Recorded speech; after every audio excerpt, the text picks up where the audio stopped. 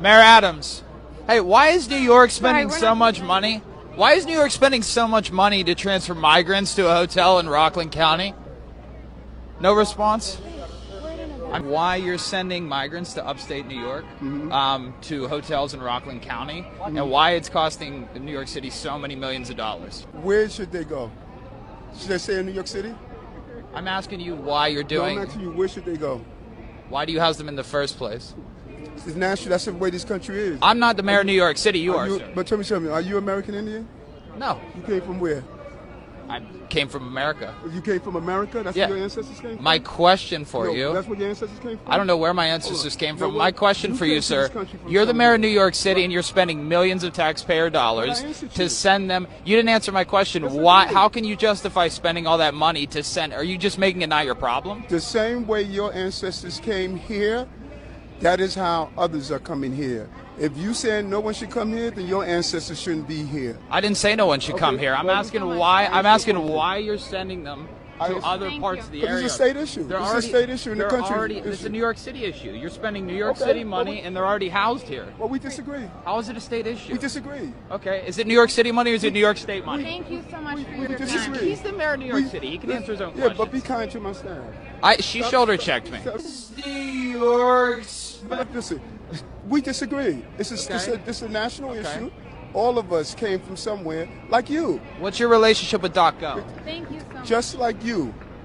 I have no relationship with Doc Go, sir. All right, guys, so we got to talk about woke New York Mayor Eric Adams, who, in my opinion, I'm actually convinced at this point has a God complex. He does not believe that he should be criticized because he's black. I mean, the guy is still going on and on and on about the fact that he was confronted by a woman who happened to be white about rent increases for subsidized housing in New York City, in which Eric Adams responded to her by basically accusing her of being a slave owner or talking to him like a plantation owner. He still hasn't gotten over it, right? I mean, he's clearly in the wrong, and I mean, he's taking a lot of heat for saying that. But he won't let it go because apparently, according to him, okay, because he's black, he doesn't think that he should be criticized. And again, this is why he has this God complex, apparently. Having someone talk down to you and expect for you to take it no matter what they say and what they do.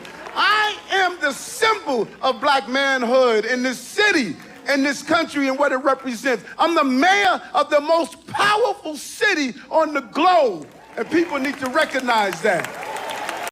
Now, I can't find that original video, but apparently the video is on private, okay? And they introduced this guy in church as a man sent to New York City by God, right?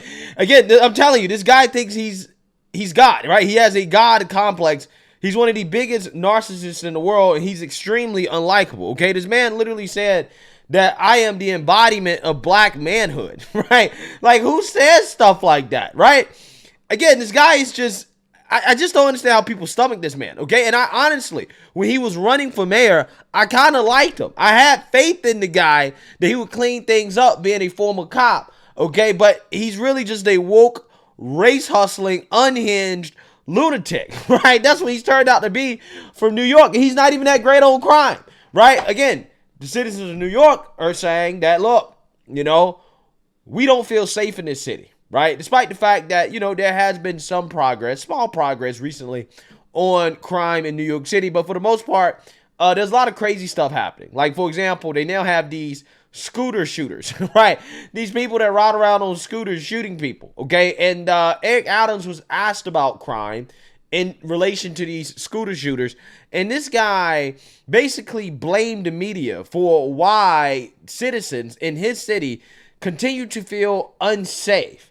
Take a look. Migrants continue to arrive. Over 53,000 asylum seekers now in the city's care with shelters at capacity, and the mayor struggling to find housing for them. On the issue of crime, recent stats show a decline in major areas, murder, shootings, felony assaults, all down. But many New Yorkers still uneasy about their safety, and all this comes as the city is without an official police commissioner. Keyshawn Sewell resigned about just after 18 months on the job and a permanent placement not named yet.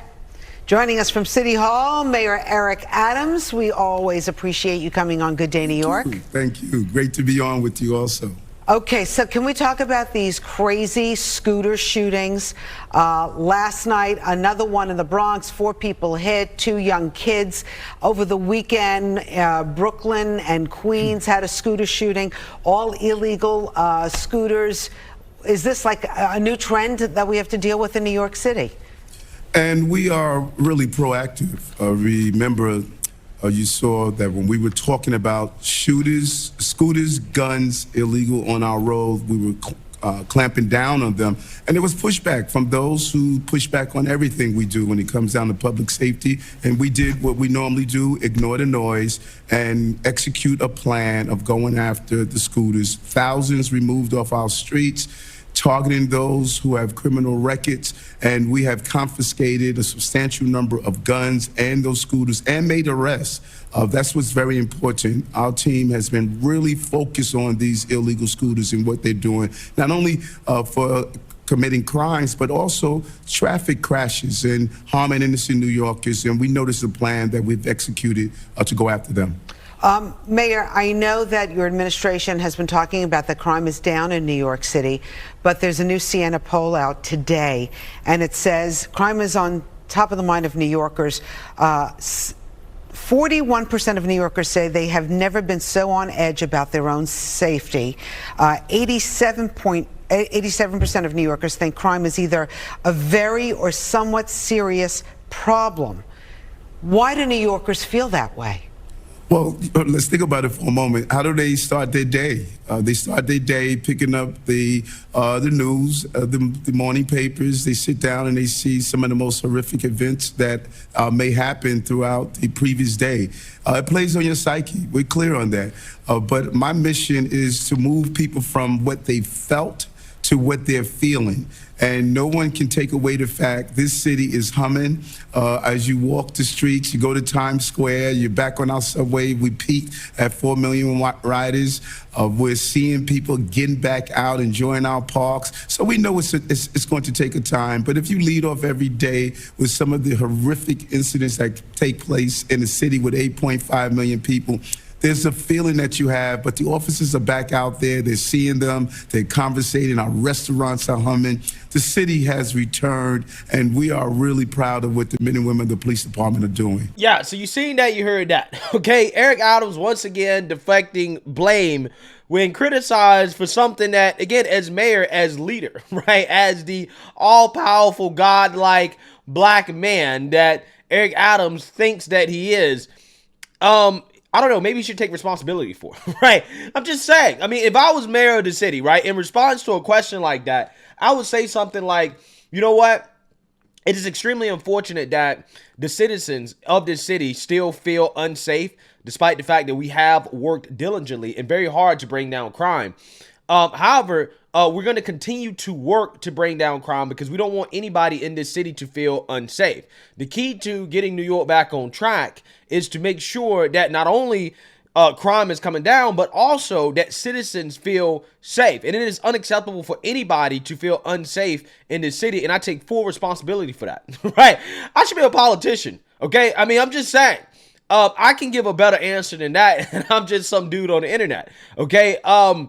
Eric Adams refuses to take responsibility, okay? I mean, this is the same guy that when, you know, asked questions by journalists, questions that he doesn't like, he says, well, the journalists are too white, right? This is why I'm getting tough questions, okay? You're too white. We need more black folks, okay, in the press room to ask me softball questions, right? Because I don't believe that I should be criticized.